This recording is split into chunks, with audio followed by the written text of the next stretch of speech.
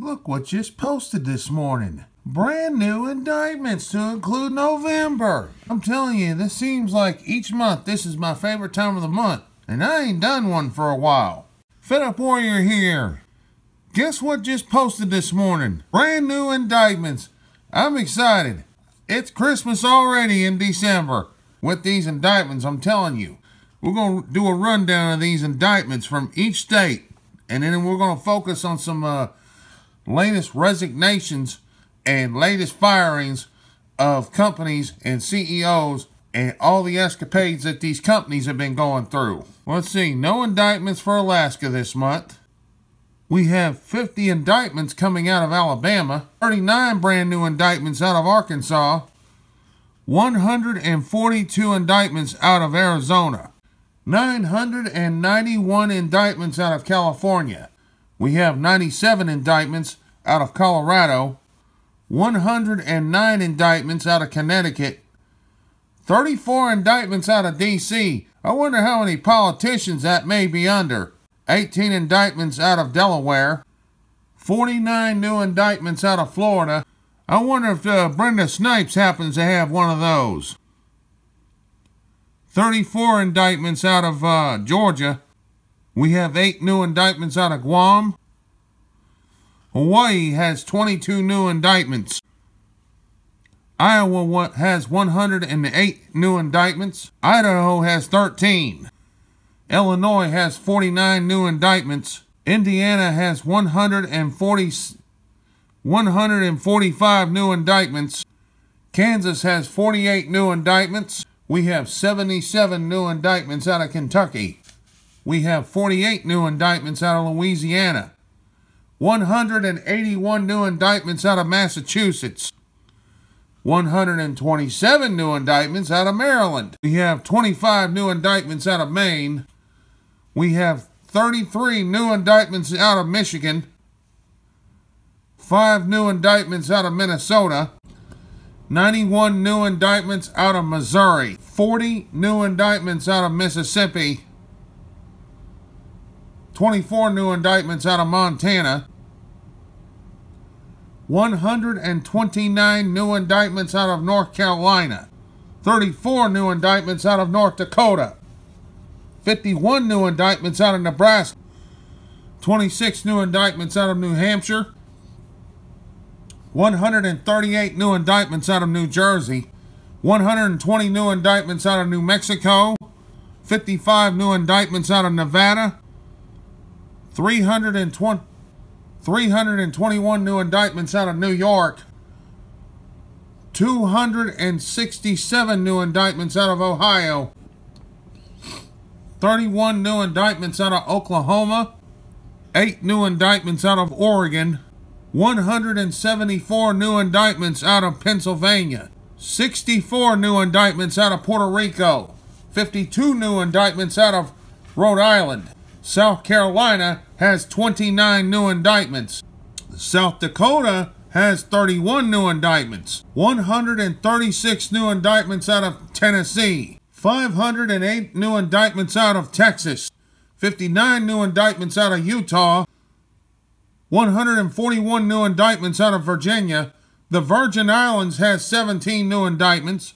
Vermont has 6. Washington State has 110 new indictments. Wisconsin has 23. West Virginia has 44 new indictments. Wyoming has 1. The grand total for the overall indictments since October 30th, 2017, now including November's indictments, is now at 66,568. This is one of the big layoff / pink slip companies that's going on right now. This came out back on November the 13th. Starbucks has a plan to cut loose 350 of their corporate staff there in Seattle. Now, since I last talked to you, Nike has been in a little bit of trouble too. Despite firing 11 managers, they're facing lawsuits against pay and workplace policies. I'm going to tell you right now about Nike. They have a bad history of hiring people, and they have a bad history of workplace policies. Remember, this company likes hiring people overseas for anywhere from a quarter to an hour, and basically slave labor kind of situation. Nike wonders why they're in all this damn trouble. Not only that, Michael Jordan recently left the company with his patent. So he gonna take his patent, the Air Jordans, and take them elsewhere. Maybe then Nike will understand the shady business they've been doing. It's finally gonna catch up with them. Also, since I last talked to you, a lot of people in Trump's cabinet have went out the door. One of the most recent I learned about was Nikki Haley. She's supposed to resign at the end of the year. We've got Mira Ricardo, Deputy National Security Advisor, fired. You heard about Sessions. That was one of the big ones. He's already gone. We've got Whitaker taking his place, acting Attorney General. Ain't too many people like Whitaker. I heard he's some sort of badass. Don McGahn, who was the White House counsel, Don's been gone since October 17th. Now, since I last talked to you, the CEO of CBS has freaking resigned over allegations of sexual misconduct, and the Me Too movement has really put pressure on the CBS executives. Now, a lot of executives in Facebook have also departed since I last spoke to you. And to give you a new development, Zuckerberg has made it clear he's not going anywhere.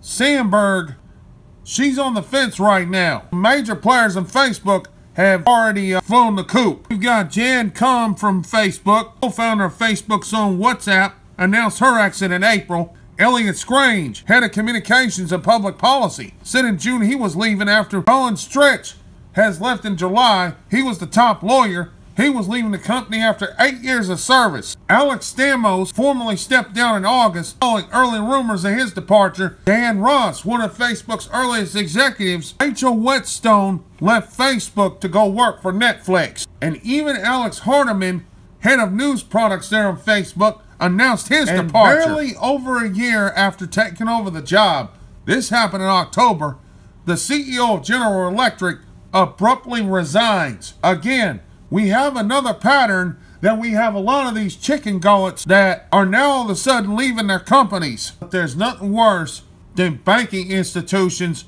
having their CEOs abruptly leave the company. UMB's bank CEO has abruptly quit, and parent company names a replacement. Then there's Chris Terrell, Colorado's top paid executive in 2017, to leave Home Advisor at the end of 2018. He made all this damn money last year, and now this year he's all of a sudden hauling ass out of here. Something ain't right with this. And see, the USA Gymnastics has had big time problems themselves. This came out in mid-October.